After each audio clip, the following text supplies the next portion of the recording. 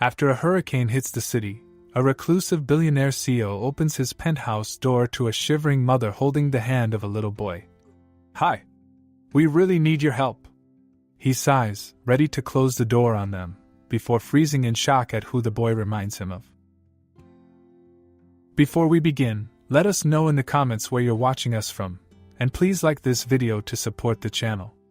Now sit back, relax, and enjoy the story. Joe Hawthorne sat in his dimly lit penthouse, the only light coming from the wall of glass overlooking the rain-soaked city. The storm outside raged, sheets of rain hammering the windows, wind howling through the concrete canyons below. Emergency alerts pinged on his phone, advising evacuations and warning of flood zones, but he ignored them. His fortress in the sky had withstood worse. He sipped his lukewarm coffee, the bitter taste grounding him in the silence. Joe preferred it this way, alone, detached, unbothered by the chaos of the world. The city could flood, the streets could vanish under rivers of water, and he would remain untouched. His staff had been dismissed days ago, and only the hum of the generator kept him company. When the doorbell rang, he almost didn't believe it. Nobody came up here. Nobody dared. His irritation flared, quick and sharp.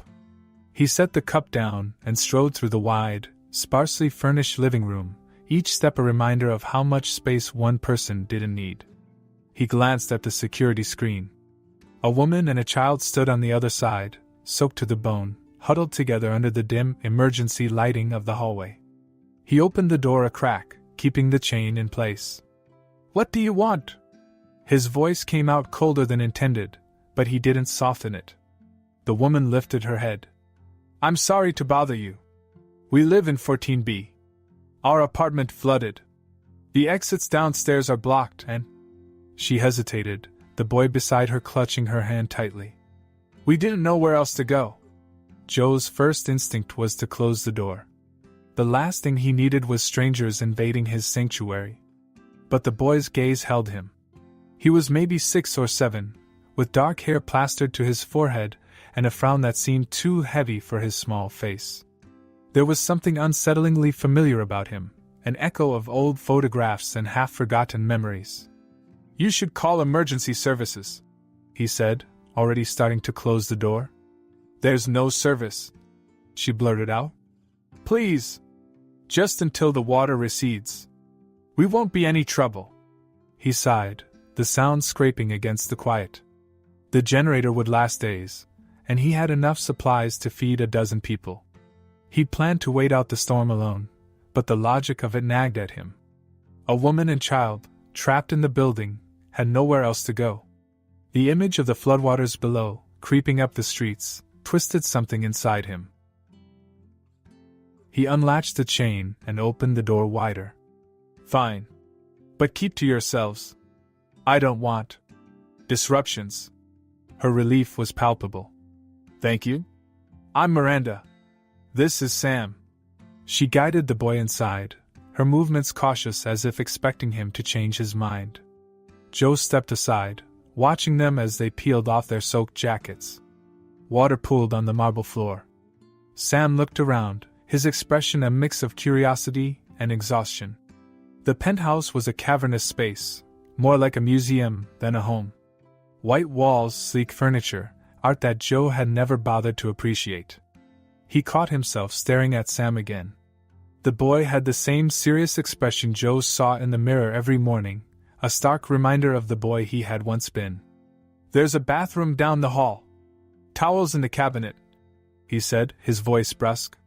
He gestured toward a door, the lines of his shoulders sharp with discomfort. "There's dry clothes in the guest room. They might be too big, but they're clean." Miranda nodded, guiding Sam away. Her gratitude was clear, but she didn't overdo it. She was wary, and Joe preferred it that way.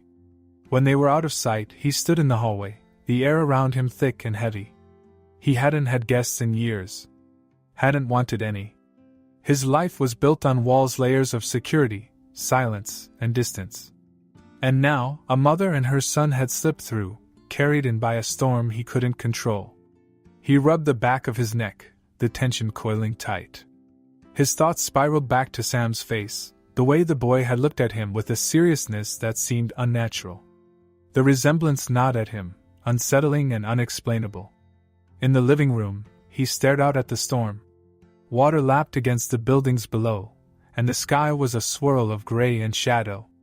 He could feel the penthouse swaying gently with the wind, a reminder that even the tallest towers had their limits. His phone vibrated on the countertop, another emergency alert.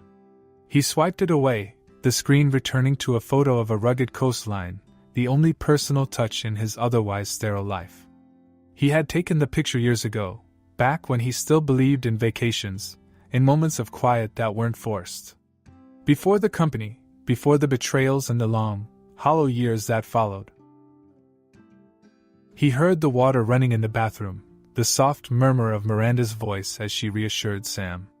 His hands tightened into fists. He didn't want them here. He didn't want to care. But the image of Sam, dripping wet and shivering, his expression so familiar, pulled at him. Joe moved to the kitchen, opening a cabinet and pulling out a box of crackers and a can of soup. He set them on the counter, annoyed at his own hospitality. He wasn't the welcoming type. He had hired people to be kind on his behalf, to write checks and send fruit baskets. This was not his role. When Miranda and Sam emerged, they wore oversized t-shirts and sweatpants, their clothes hanging off them. Sam looked a bit ridiculous, his small frame swallowed by the fabric, but he didn't complain. He glanced at the soup, his expression neutral but his hands flexing at his sides. "I'll make it," Miranda offered, stepping into the kitchen. She moved with a quiet efficiency, filling the silence with the soft clatter of pots and the hiss of the stove. Joe sat on the edge of the couch, his posture rigid, the gap between them a chasm. Sam sat on the floor, crossing his legs. He traced patterns on the marble with his finger, not asking questions, not making demands. Just being there, in his space, as if he belonged. Joe watched him, his mind racing with possibilities. He didn't have children. He would know if he did. His life was a catalogue of schedules and contracts, no room for surprises. And yet, the evidence sat a few feet away, drawing circles on his pristine floor. The soup simmered, filling the room with warmth. Miranda ladled it into bowls, her movements careful and deliberate. She set a bowl in front of Sam, then handed one to Joe, who accepted it without a word. They ate in silence, the storm still raging outside. Every spoonful felt like a concession, every glance a question he wasn't ready to ask. When Sam finally dozed off on the couch, his small form curled under a blanket, Joe's chest tightened.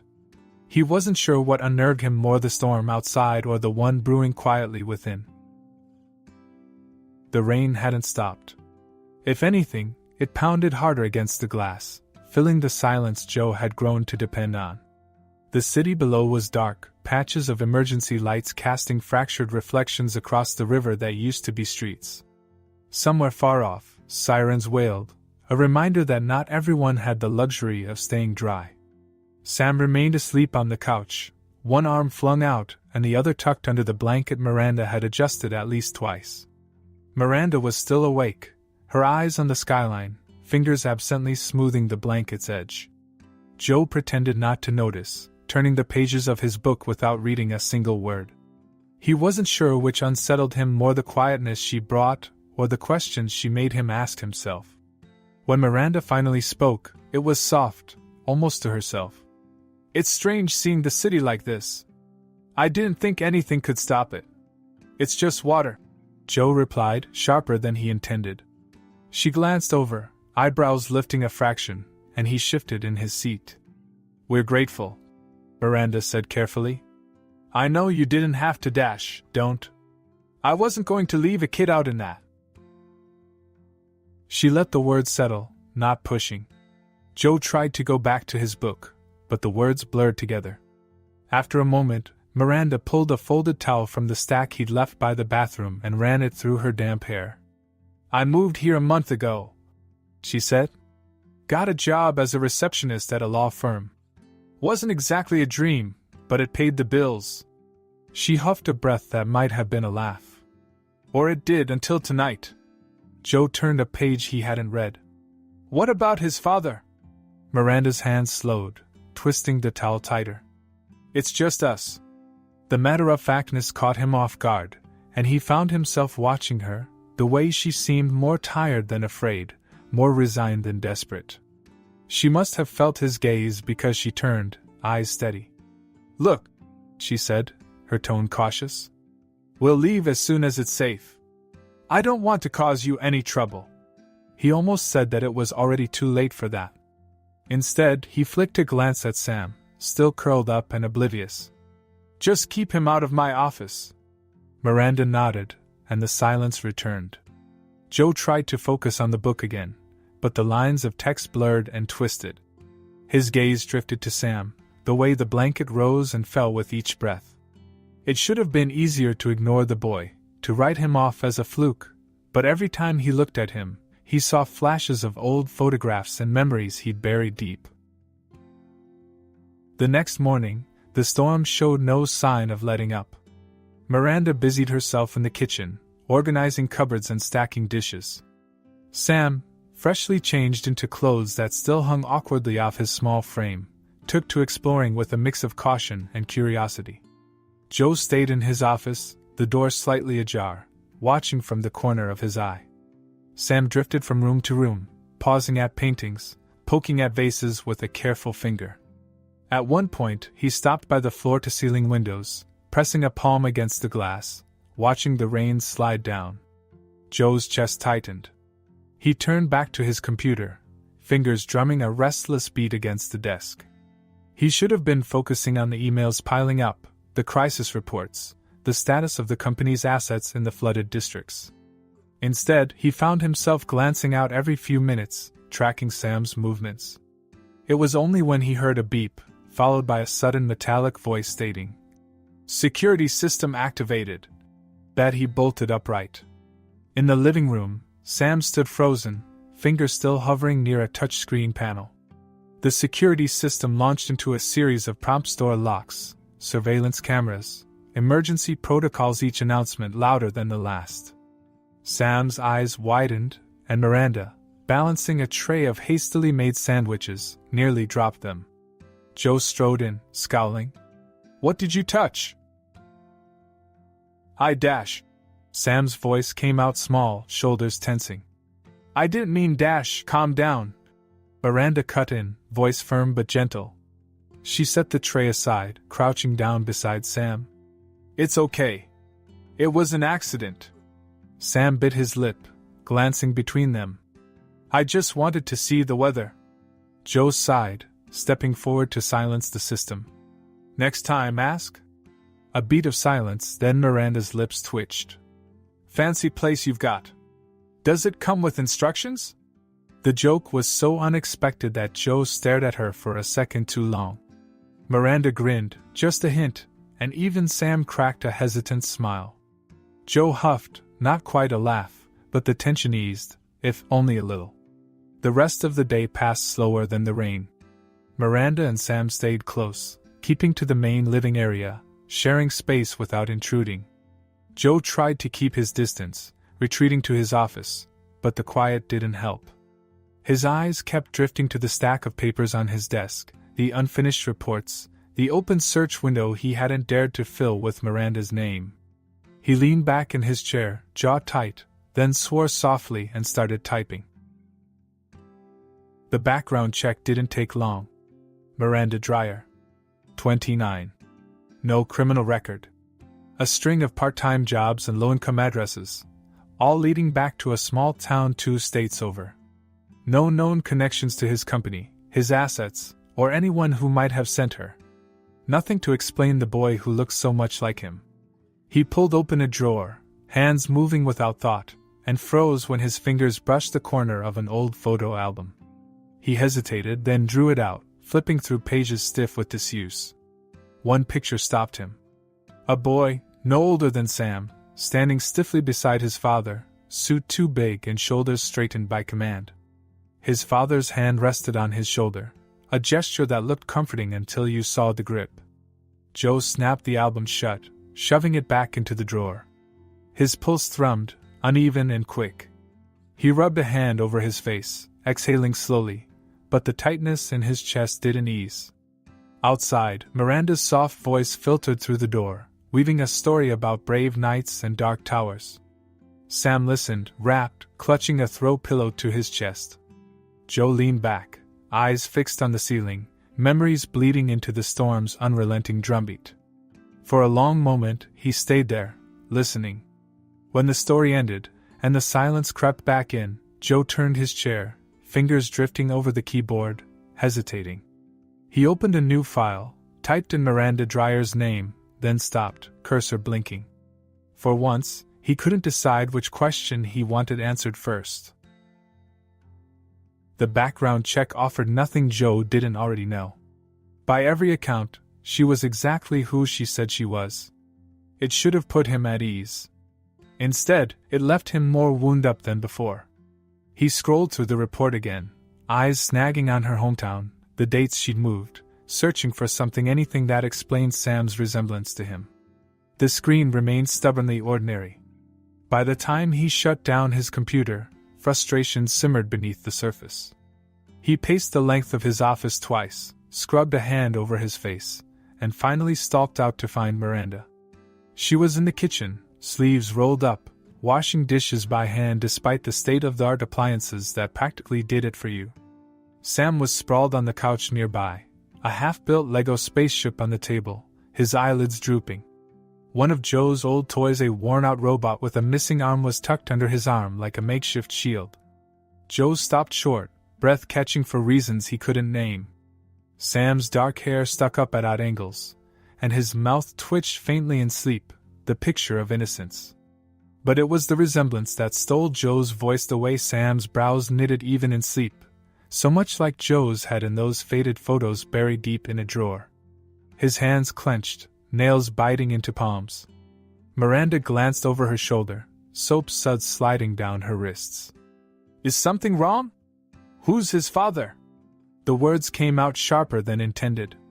No preamble, no build-up, just a demand. Miranda's hands stilled. The easy expression faded, replaced by something guarded. She rinsed the last plate, dried her hands slowly, and turned. "It's a long story," she said carefully. Joe crossed his arms, leaning against the counter, posture stiff. "I have time." Miranda looked at him for a moment, weighing, then sighed.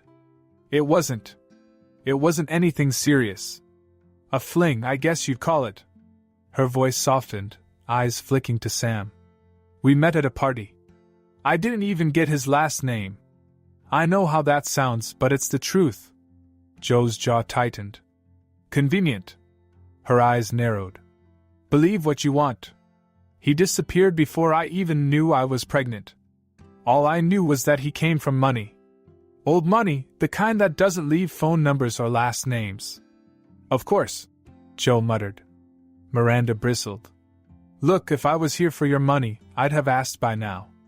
I came to your door because I didn't have a choice, not because I wanted anything from you." The fierceness in her tone caught him off guard.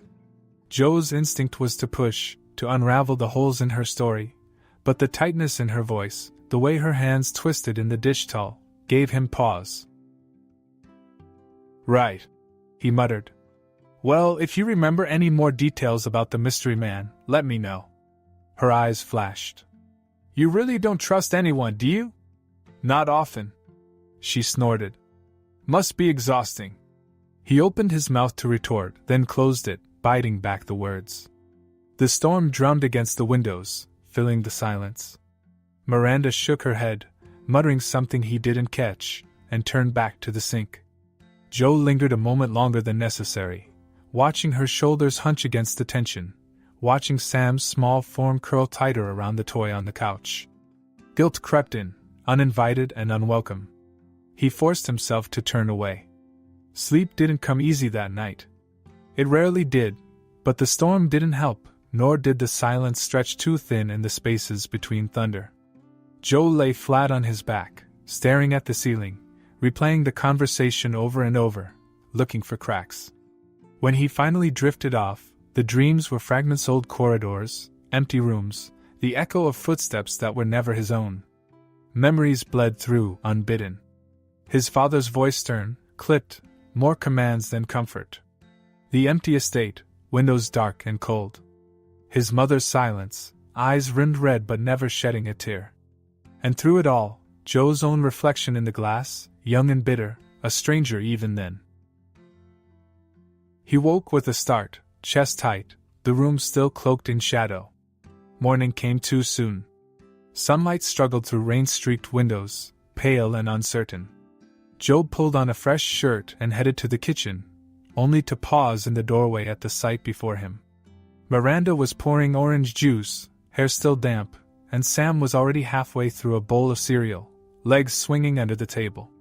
They looked almost comfortable, like they belonged. Joe cleared his throat, stepping inside. Miranda glanced up, eyes wary, but didn't comment. He settled stiffly at the table, reaching for the coffee pot. Sam perked up, spoon pausing midair. "Mom used to tell me stories about a king who lived in a big castle," Sam said, words tumbling out in a rush. "He was really lonely 'cause no one ever came to visit. But then one day someone knocked on his door and Sam." Miranda interjected, tone warning. Sam's mouth snapped shut, eyes darting to Joe, suddenly shy. Joe's grip on his coffee tightened. "Go on." Sam hesitated, glancing at Miranda for permission. When she sighed and nodded, he grinned, picking up where he left off. "And the king was super grumpy 'cause he didn't want anyone in his castle. But the visitor didn't leave, and eventually, the king had to let him in. And then Sam." Miranda cut in again, more firmly. "Eat your breakfast." Sam's face fell, but he obediently scooped up another spoonful of cereal. Joe forced himself to take a slow sip of coffee, but his mind raced. The parallel was too precise to ignore the king in the castle, the knock at the door. It couldn't be a coincidence. Miranda didn't look at him, focusing on her plate with a determination that only made Joe more suspicious. "If you're planning on leaving," he said finally, voice flat, "I'd rather you did it soon." Miranda's jaw clenched. "As soon as the road's clear, we're gone. Don't worry." Sam's chewing slowed, shoulders tensing, eyes flicking between them. Joe stared down at his cup, the bitterness sharp on his tongue, and said nothing. But his gaze lingered on Sam a moment too long, mind circling back to the photos locked in his desk and the reflection that had stared back at him all those years ago. Joe stared at the dark strands of hair twisted around his fingers, guilt churning in his gut. He hadn't planned it, just brushed a few strands off the back of the couch where Sam had dozed off, still clutching the old toy robot. It was easy to tell himself it didn't mean anything, that it was just to set his mind at ease, but his hands still shook when he sealed the envelope. The courier picked it up an hour later, no questions asked. Joe watched the city lights flicker beyond the rain-streaked windows, jaw clenched tight. The wait would be agonizing, but the not knowing was worse. In the kitchen, Miranda moved with quiet efficiency, sleeves rolled up, hair tied back. She'd insisted on cooking as a thank you, brushing off Joe's gruff protests with a wave of her hand. Sam, excited by the prospect of something that wasn't takeout or microwaved leftovers, hovered at the kitchen island, eyes bright. Joe lingered by the doorway, hands buried in his pockets, telling himself it was just to make sure they didn't break anything.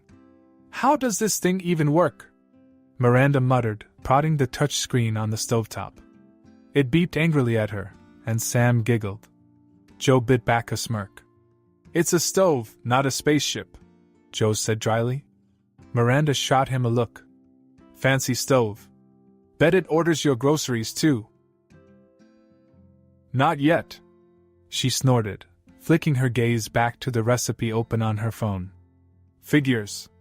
Sam, perched on a stool, watched them with a grin that stretched too wide, like he couldn't believe this wasn't a dream.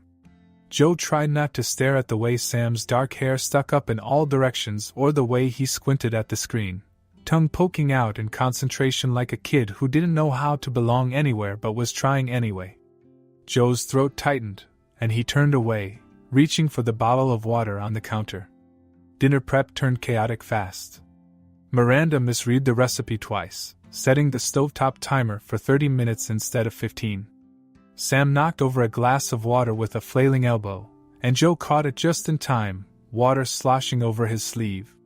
Sam's eyes widened. "Sorry, Dash, it's fine," Joe muttered, brushing off the sleeve with a towel. Sam bit his lip. Miranda raised an eyebrow. "Do you even know how to use a stove, Mr. Penthouse?" she teased. Joe shot her a glare. "It's Joe," she hummed. "Sure, Mr. Joe," Sam snickered, trying to hide it behind his hand. Joe rolled his eyes but felt something inside him ease, the tension in his shoulders softening just a bit. Dinner ended up slightly burnt, the pasta too soft, but Sam dug in with the enthusiasm of a kid who hadn't had a proper meal in days. Miranda watched him with a fond smile, shoulders slumping in relief. Joe picked at his plate, appetite tangled with too many questions he wasn't ready to ask. When Miranda moved to clear the dishes, he waved her off. "Leave it. The staff will handle it in the morning." She hesitated but eventually nodded, guiding Sam out of the kitchen. Joe let out a breath he hadn't realized he was holding, fingers drumming absently against the counter. He almost jumped when his phone buzzed. The screen flashed Damien's name twice. Joe stared at it for a moment, then swiped to answer. Damien didn't bother with pleasantries. "The board's getting restless," he snapped. "We need an answer on the buyout before this storm clears." Joe rubbed his temple. "It's a bad idea. Flood zones are a risk. Which is why we buy them cheap. You're not getting soft on me, are you?" Joe's jaw clenched. "I need more time." Damien huffed. "Time's a luxury we can't afford, Joe. You know how this works." "I said I'll think about it." Joe growled and ended the call before Damien could protest. He set the phone down harder than necessary, breathing through the surge of irritation. He should have been focused on damage control on the deals and the numbers and the board members who smelled blood in the water. But every time he closed his eyes, all he saw was Sam's face, every question without an answer weighing heavier than the last. The rain drummed a steady rhythm as Joe moved through the darkened halls, the penthouse quiet but not empty for the first time in years. He hesitated outside the spare room, hand hovering over the door, then eased it open. Miranda was inside, fingers gliding over the keys of an old piano, notes soft and wavering, like she was testing if the sound would shatter the silence. Sam was curled up on the bed, eyes closed, chest rising and falling in time with the music. Joe stayed in the shadows, hands flexing at his sides. The melody was simple, something half-remembered from a childhood he'd buried, but it filled the room with warmth that lingered even after the last note faded. Miranda's fingers stilled, shoulders slumping.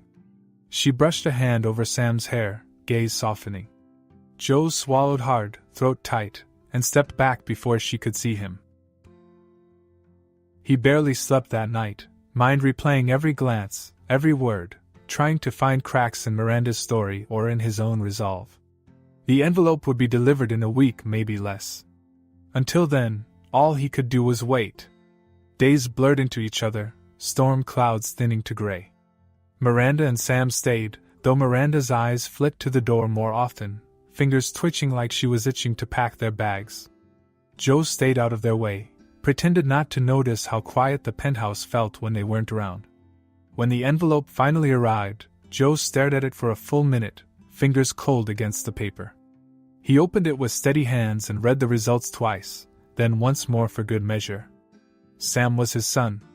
The papers slid from numb fingers, scattering across the desk, words blurring to black smudges. Joe dragged a hand down his face, breath shaky and uneven. The room felt too small, air too thin, memories clawing at the back of his mind, an unfamiliar woman's smile, dark eyes, a night he'd forgotten until now. He sank into the chair, head in his hands, trying to remember how to breathe. For a long time, he just sat there, the storm outside a distant echo, papers spread out before him like a confession he hadn't asked for. He should have gone straight to Miranda, demanded answers, demanded anything that made sense of the chaos in his head. But his legs felt like lead, his tongue heavy, words sticking in his throat.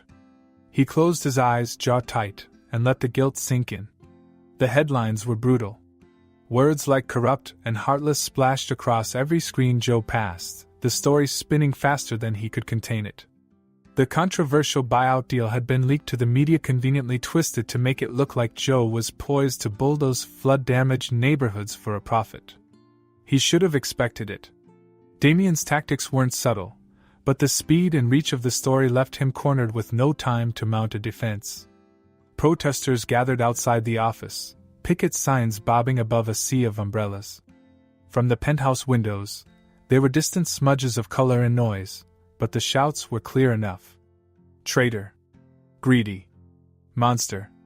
Joe's phone buzzed nonstop, board members demanding explanations, PR scrambling for damage control. He ignored them all, jaw tight, eyes fixed on the news feed scrolling across the television. The knot in his chest pulled tighter when Miranda stopped behind him, arms crossed. She didn't need to say anything. The silence was loud enough. Joe turned, words ready, but Miranda's glare stopped him cold. Is it true? Her voice was steady, but her fingers clenched the fabric of her sleeves. Are you really planning to bulldoze those neighborhoods for a parking lot? It's not that simple, he snapped. It seems simple enough, she shot back. You're just like the rest of them. That stung more than he wanted to admit. He forced a slow breath, the words coming out clipped. You don't understand how these things work. Miranda let out a humorless laugh. Right. Because I'm just some clueless single mom who doesn't get how rich people stay rich, right? That's not what I meant, Joe growled. This is business, Dash, she scoffed. Of course it is. And people like us are just numbers on a spreadsheet to you. Joe's fists clenched at his sides, nails biting into palms. He had 100 explanations lined up, reasons and justifications, but they all died on his tongue under Miranda's glare. The truth, bitter and sharp, coiled behind his teeth, pressing harder with every second. Miranda shook her head, shoulders slumping. We'll get out of your way. You don't have to, Dash. We shouldn't have stayed this long. She cut in, voice tight. I should have known better. The words snapped something inside him. It's not that simple, he snarled. You don't get to act like the victim here. Her eyes flashed. Excuse me? You came to my door, he bit out. You asked for help. And you're standing there pretending I'm some kind of villain because you didn't bother to ask the whole story? Because you lie about everything, Miranda shot back. How am I supposed to believe anything you say? The words came out before he could stop them. Sam is my son. Silence slammed between them, the air sucked out of the room in an instant. Miranda's mouth parted, eyes widening in shock. What? She breathed. Joe forced himself to hold her gaze, fists clenched, chest heaving. Sam is my son, he repeated, quieter but no less raw. The test came back days ago. Miranda's hands trembled, one rising to press against her mouth. She stared at him like she couldn't decide if she was more stunned or furious. You, Dash. Her voice broke, and she swallowed hard. You did a test behind my back? Without telling me? I needed to know. Joe snapped, guilt curling sharp and ugly in his gut. You, Dash. Miranda let out a ragged breath, disbelief splintering into something colder, angrier. You really are just like the rest of them, she said, voice shaking. You think your money and power give you the right to mess with people's lives like it's nothing. It's not like that, he growled. Then what is it like, Joe? She demanded. Because from where I'm standing, it looks like you were just waiting for the proof so you could kick us out without feeling guilty. The accusation left him speechless, guilt twisting like barbed wire. He opened his mouth, searching for the right words, but nothing came. Miranda's hands clenched at her sides, eyes glistening but hard. We're leaving, she bit out. Joe's pulse lurched. Miranda, Dash. She turned on her heel without waiting for a response, voice snapping like ice. Sam, pack your things. Sam peeked out from the hallway, eyes wide and confused. But Dash, now, Miranda ordered, tone sharp enough to leave no room for argument. Sam flinched but nodded, small shoulders hunching as he stumbled off to gather his backpack. Joe watched, throat tight, hands useless at his sides, mind a mess of half-formed apologies that wouldn't matter now. Miranda shoved past him, eyes fixed straight ahead, breath shaky and uneven. "I can't believe I trusted you," she muttered, voice raw. Joe's fingers twitched, words sticking in his throat. "It wasn't Dash." She didn't look back. The door shut behind her with a hollow thud, and then it was just silence. Joe stood there for what felt like hours, staring at the door, muscles locked tight. The ache in his chest spread, slow and unrelenting, until he had to brace a hand against the counter just to stay upright. The penthouse, for all its space and luxury, felt suddenly suffocating, walls too close, silence too thick. He made it to the living room on autopilot, sank onto the edge of the sofa where Sam had been sprawled just that morning. The old toy robot lay abandoned on the cushions, one arm bent at an awkward angle. Joe picked it up, thumb brushing over the faded paint, the weight of it unfamiliar and heavy. His fingers trembled. He dragged a hand down his face, breath shuddering out, and let the guilt crash over him, cold and unrelenting. The windows rattled with the wind, rain streaking the glass in crooked paths, but the storm had moved on, gray clouds thinning to pale sunlight, the worst of it past. That should have been a relief. Instead, the hollow quiet left him raw, memories cutting deeper with every second. He stared down at the robot, hands shaking. A faint crack split the plastic where Sam had held it too tight, and the sight left Joe's throat thick and eyes burning. Somewhere down in the lobby, the elevator chimed, and the sound echoed through the silence like a door slamming shut. Joe slumped back, hand rising to pinch the bridge of his nose, eyes squeezed shut. He sucked in a breath, let it out slow, and the words slipped past before he could stop them, small and broken in the empty room. "I'm sorry," he breathed, too late for anyone to hear. For a long time, he just sat there, the toy clenched in his hands, guilt clawing sharp and bitter in his chest. Joe didn't bother going into the office for days. The walls of the penthouse felt too tight, every room too empty. The pile of papers on his desk grew untouched, Damien's voicemails stacking up with threats and accusations. He stopped listening after the third one. The buyout was a mistake. He knew it the second he saw Miranda's face on the news, standing in the rain with a crowd of protesters behind her. She hadn't spoken, just held Sam's hand and stared down the camera with eyes that were cold and tired. The guilt hadn't stopped clawing since. Joe spent 2 days locked in his office, hands shaking, reading the paternity results over and over until the words blurred. His phone buzzed every hour, messages from board members and reporters demanding a statement, explanations, anything. He gave none. By the third day, he'd had enough. The buyout was scrapped, no negotiations, no compromises. He authorized a fund for rebuilding the neighborhoods instead, a press release sent out within the hour, and ignored Damien's furious calls that followed. His PR team told him it was too late to change the narrative. Joe did it anyway. It took weeks for the protests to thin, for the articles to shift to something less damning, but Joe barely noticed. His focus drifted to every news clip of Miranda, every blurry photo of her holding Sam close outside a community shelter.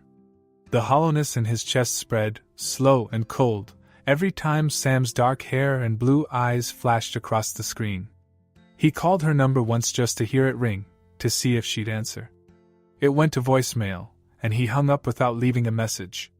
By the time a month had passed, Joe had memorized the routes to every shelter, every community center, handing out supplies. He stopped by one after another, avoiding reporters, staying just long enough to load boxes and pretend he wasn't searching for familiar faces in every crowd. It was at the 5th Center, a small brick building with a flickering neon sign, that he finally saw them. Miranda was helping distribute blankets, sleeves rolled up, hair falling out of a messy bun. Sam clung to her side, too quiet for a kid his age, eyes darting around like he expected something to jump out. His jacket was 2 sizes too big, hanging off his thin shoulders. Joe stopped short, pulse lurching. He forced a slow breath, fingers clenching and unclenching at his sides, and willed himself to move. He wasn't sure what he'd expected. Maybe shouting, or a door slammed in his face. Instead, Miranda froze, eyes locking on him with a mix of shock and something colder. Her jaw tightened, but she didn't turn away. Joe's tongue stuck, words tangling. He cleared his throat. "I just wanted to help." Miranda stared, arms crossing. "Help," she echoed, flat and unimpressed. His face heated, hands flexing at his sides.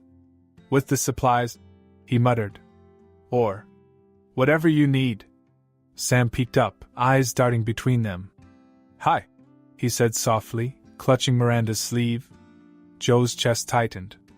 "Hey," he breathed, voice rough. Miranda's eyes narrowed, but she sighed, exhaustion winning out over anger. "Fine," she muttered. "We're short on volunteers anyway. Just don't get in the way." Joe almost laughed at the irony but thought better of it.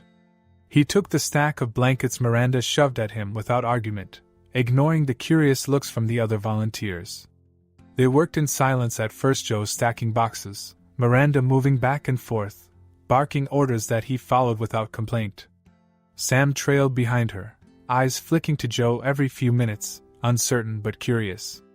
At one point, Joe tried to help an elderly woman carry a box of canned goods and nearly dropped it on his own foot. Miranda snorted, barely hiding a grin. "What?" Joe muttered, scowling. She shrugged. "Nothing. Just didn't think Mr. Penthouse knew how to carry groceries." "Joe," he grumbled. "It's Joe." She rolled her eyes but didn't argue. The tension eased after that. Small moments, Sam smiling shyly when Joe handed him a juice box, Miranda's lips twitching when Joe nearly tripped over a rogue mop handle. The silence was less heavy, the glares less sharp. Joe found himself smiling once, then bit it back before anyone noticed. When the sun dipped behind gray clouds, most of the volunteers packed up, some offering tired waves and murmured thanks. Joe stayed, stacking empty boxes with Sam's help, watching out of the corner of his eye as Miranda wiped her hands on a rag. He hesitated, fingers drumming against a cardboard flap. "I can help you find a place," he said, voice stiff but genuine. "Somewhere better than this." Miranda's hands stilled. She glanced at Sam, who stared up at her with wide eyes, then back at Joe. Her lips parted, and for a moment, he thought she might snap again, tell him to mind his own business. Instead, she sighed, shoulders slumping. "Fine," she muttered. "But it's just until we get back on our feet." Joe's chest lightened, the knot of guilt loosening a fraction. "Right," he said quickly. "Of course." They moved into a modest apartment on the edge of the city, a place Joe's company owned, technically, but one that hadn't seen luxury renovations in years. Miranda's eyes narrowed when he offered the keys, but she took them without protest, tension lingering. Joe stayed out of the way for the first week, stopping by only to drop off groceries or check the water pressure. Sam was always at the door to greet him, eyes lighting up at the sight of a new pack of Legos or a bag of chocolate chip cookies. Eventually, Miranda stopped glaring every time he showed up. The silences stretched less, filled with hesitant questions about work, about the rebuilding fund, about the time Sam had skinned his knee trying to skateboard in the hallway. Joe found himself listening more than talking, nodding at stories about playgrounds and scraped knees and overdue bills, fingers curling and uncurling at his sides. Sam tugged on his sleeve one evening, eyes bright. "Do you know how to play chess?" Joe blinked. Yeah," he admitted. "Can you teach me?" Joe hesitated, eyes flicking to Miranda. She shrugged, trying to hide a smile. They played 3 games that night, Sam losing every one but grinning wide with every move, barely stifling giggles when Joe muttered curses under his breath at a botched play. Miranda watched from the couch, lips twitching, shoulders slowly relaxing. By the time Sam fell asleep, drooling on Joe's sleeve, the tension in the apartment had eased, replaced by something warmer and unspoken. Joe carried Sam to bed, tucking him in with a clumsiness that left his hands shaking. Miranda met his eyes from the doorway, soft and tired but not cold. "Thanks," she said, voice quiet but real. Joe's throat tightened, a smile tugging at the corners of his mouth. "Anytime," he murmured, and for once, he meant it. The first sign that something was wrong came when Joe's phone buzzed at 5 in the morning, lighting up with a flood of notifications. He groaned, rolling over, but the vibration didn't stop. Missed calls, emails marked urgent, headlines in bold and red. He sat up fast, sleep forgotten, fingers fumbling to unlock the screen. Damien's face filled the screen on half a dozen news sites, voice smooth and indignant as he listed a string of accusations: embezzlement, fraud, funds diverted to offshore accounts. The words blurred together, one damning accusation after another, and Joe's heart pounded so loud it drowned out the TV anchors. His hands shook when he dialed the office. The first 5 calls went straight to voicemail. The 6th was picked up by a breathless secretary who stammered out something about the board calling an emergency meeting, stock prices plummeting, reporters camped outside the building. Joe barely heard her. His mind buzzed with static, shock giving way to cold fury. Damien's betrayal wasn't a surprise. The scale of it was. The numbers on the screen, the losses, the frozen assets, the firestorm of accusations were staggering, too clean to be a rush job. This had been planned for weeks, maybe months, every detail calculated to bury Joe alive. And it was working. His phone buzzed again, reporters, lawyers, board members demanding explanations. Joe stared at it for a second too long, then threw it onto the bed and pressed the heels of his hands into his eyes. His pulse drummed in his ears, each breath too shallow. He needed to move. To do something.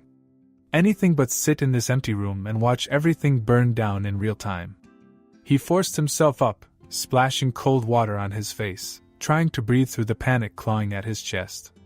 In the kitchen, Miranda's soft voice drifted down the hall, calm, steady, asking Sam about his homework and if he wanted toast or cereal. The sound dragged him back, grounding him just enough to keep his hands from shaking. He braced against the sink, eyes squeezed shut, breath slowing inch by inch. But the moment Miranda stepped into the room, holding a half-empty coffee cup and blinking at him in confusion, the wall cracked. "Are you Dash?" Her words cut off when she saw his face. Her frown deepened. "Joe? What's wrong?" He opened his mouth. Nothing came out. Miranda set the mug down, concern sharpening. "Joe. It's Damien," he managed, voice rough. He leaked a story. A false one. The company's Dash." He broke off, throat tight. Miranda's eyes widened, lips parting in shock. "What kind of story?" "Fraud," Joe bit out. "Embezzlement. Every dirty trick he could think of." He dragged a hand down his face, breath hitching. "Stocks are crashing. Board's calling a meeting to Dash." His voice cracked, and he clenched his jaw to stop it. Miranda stared, shock bleeding into something colder. "So he's trying to pin it all on you?" Joe huffed a bitter laugh. "Apparently." Miranda's eyes narrowed. Her hands stopped shaking. "Then we'll fight it," she said firmly. He blinked. "What? You didn't do it," she snapped. "We'll prove it. Call a press conference, get the facts out there, drag Damien's name through the mud if we have to." Joe stared, throat working. The raw certainty in her voice hit harder than it should have. "Miranda Dash, you didn't do it," she repeated, tone brooking no argument. "And I'm not letting him take you down for it." Joe's chest tightened. The words stuck. He forced a nod, swallowing hard. It took hours to prepare a statement, longer to clear a path through the swarm of reporters outside the office. Joe moved on autopilot, jaw tight, words clipped and cold as he dictated lines to PR and ignored every call from Damien. By noon, the news cycle had only gotten worse. New accusations, stockholders panicking, the board issuing statements without his approval. The press conference was a mess, cameras flashing, questions shouted faster than he could answer. Miranda stayed close, Sam's small hand in hers, eyes flicking to Joe with every question.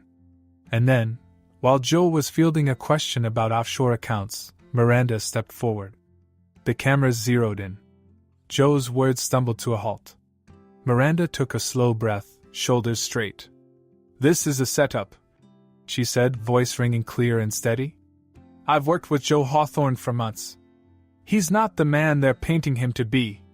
These accusations are lies, and anyone who's actually met him knows that." Joe's pulse stuttered. He stared, mouth dry, words gone.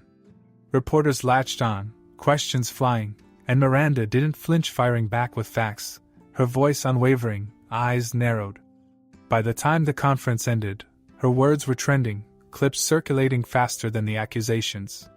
"Single mother defends billionaire CEO," plastered across every headline. Joe barely heard any of it. All he could see was Miranda, chin held high, gaze defiant, standing a step in front of him like a shield. That night, the stock prices stopped dropping. The next morning, they crept up, slow but steady. Articles shifted focus: Damien's record, discrepancies in the leaked files, whispers of setups and sabotage. The emails stopped demanding answers. Some even offered apologies. Joe stayed at the office, phone glued to his hand, watching the numbers crawl back from the brink. It was almost midnight when Miranda appeared in the doorway, hair falling loose, eyes shadowed with exhaustion. Joe blinked, throat dry, fingers white-knuckled around his phone. "You should sleep," Miranda said, voice soft. Joe huffed a weak laugh, raking a hand through his hair. "Yeah, probably." Miranda hesitated, then stepped closer, eyes softening. "You did good," she murmured. "We'll get through this." Joe stared at her, breath catching. The words slipped out without permission, small and broken and raw. "I can't lose him," he choked. "Or you." Miranda's eyes widened.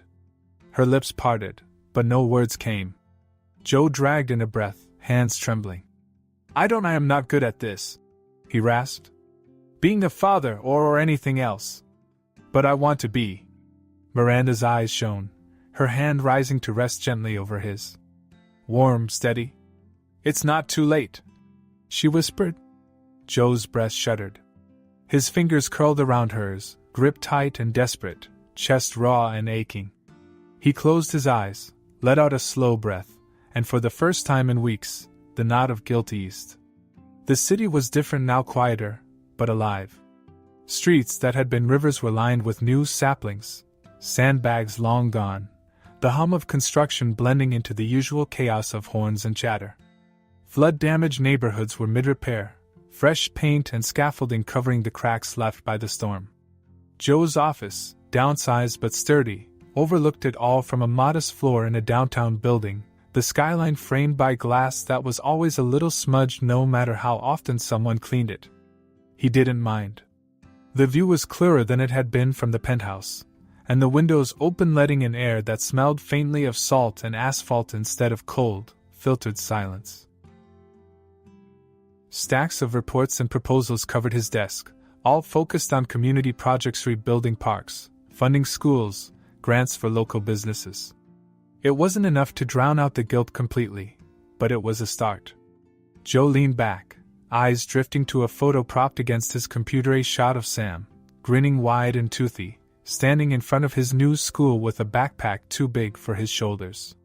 Miranda had taken it that morning, eyes soft and proud. Joe hadn't stopped staring at it since. His phone buzzed, pulling him back. A text from Miranda, "Don't forget dinner. Sam's already planning how to talk you into letting him stay up late." Joe's lips twitched.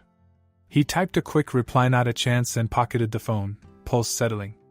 Months ago, the idea of leaving the penthouse had been unthinkable. Now, it was a relief.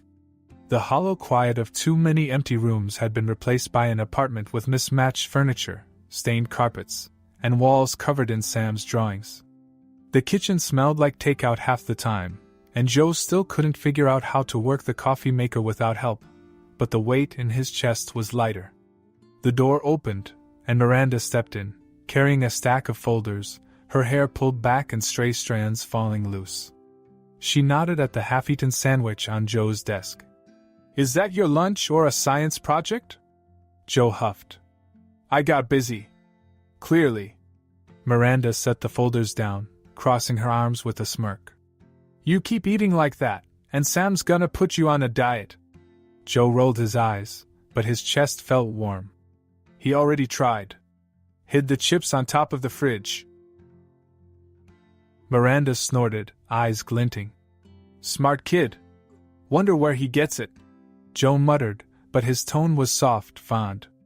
Miranda's smirk melted into something gentler, her fingers brushing his briefly as she reached for one of the folders. Joe's pulse stumbled, words catching. She didn't move away, and neither did he.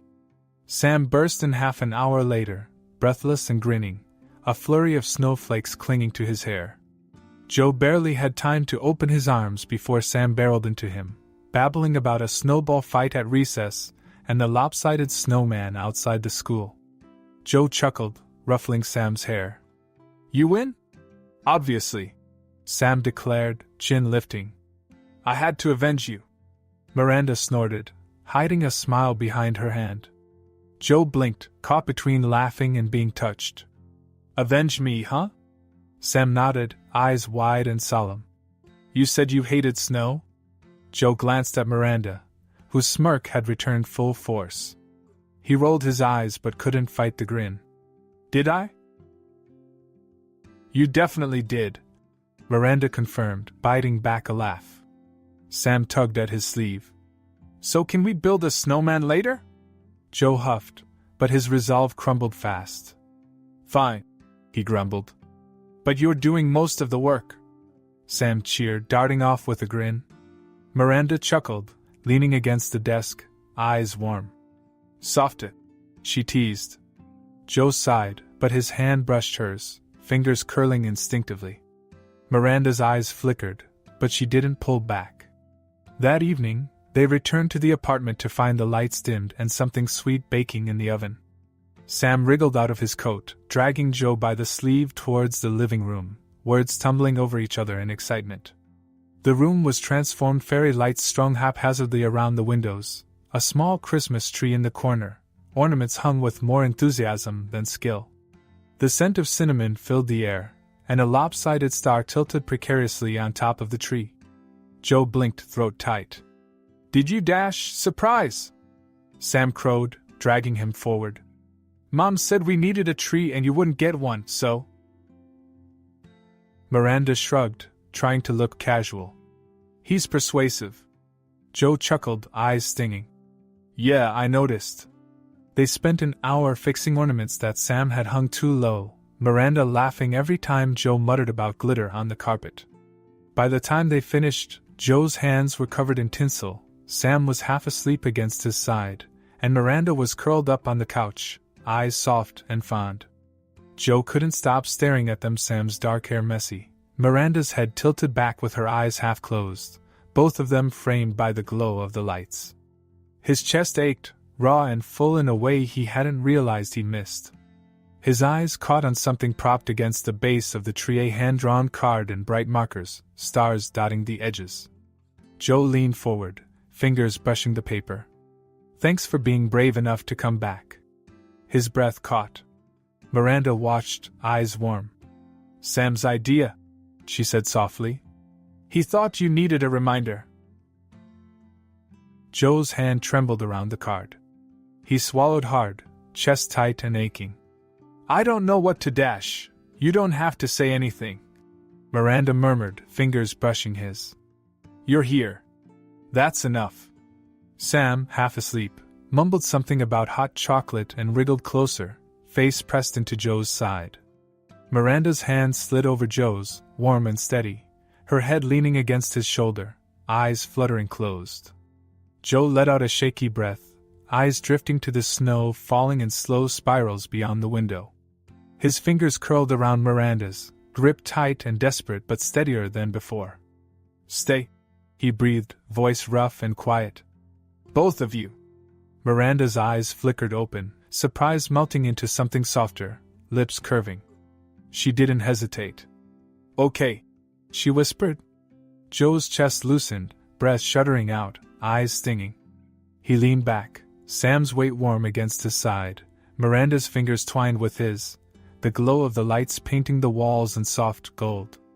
Snow piled against the window, quiet and calm, the storm long gone. Joe closed his eyes, breath slow and even, and let the warmth sink in. The weeks after Christmas settled into a rhythm comfortable, almost ordinary in a way that left Joe off balance at first.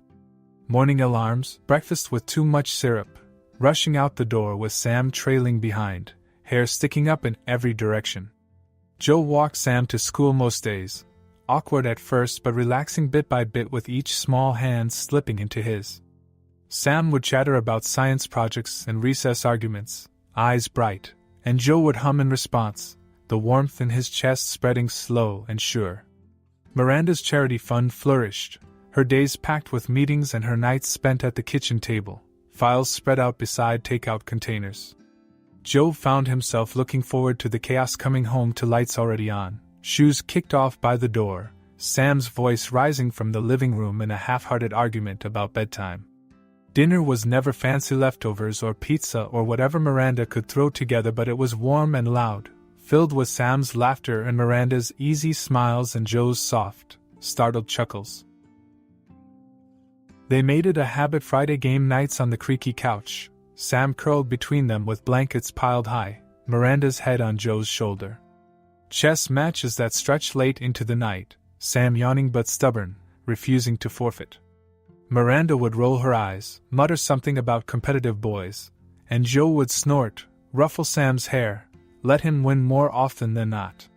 Some nights, when Sam was asleep and the apartment was quiet save for the hum of the heater, Miranda would rest her head against Joe's chest, eyes fluttering closed, and he'd press a kiss to her hair, breath slow and deep.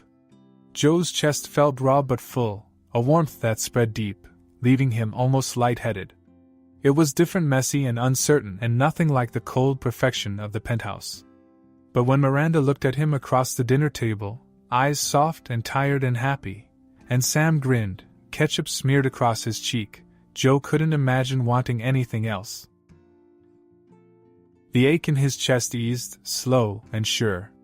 The guilt faded, not gone but distant, buried under warmth and laughter and Miranda's steady hand over his. One night, as snow fell soft outside the window and Miranda's breathing evened out, curled close at his side, Joe stared at the crooked Christmas tree still sitting in the corner and breathed out slow, eyes slipping closed. For the first time in years, his sleep was dreamless and warm. If you enjoyed this story, don't forget to leave a like, it really helps out the channel. And if you want more heartwarming and emotional stories like this, hit that subscribe button and turn on notifications so you never miss an upload. Let me know in the comments what you thought of this one. I'd love to hear your reactions. Thanks for watching, and I'll see you in the next story.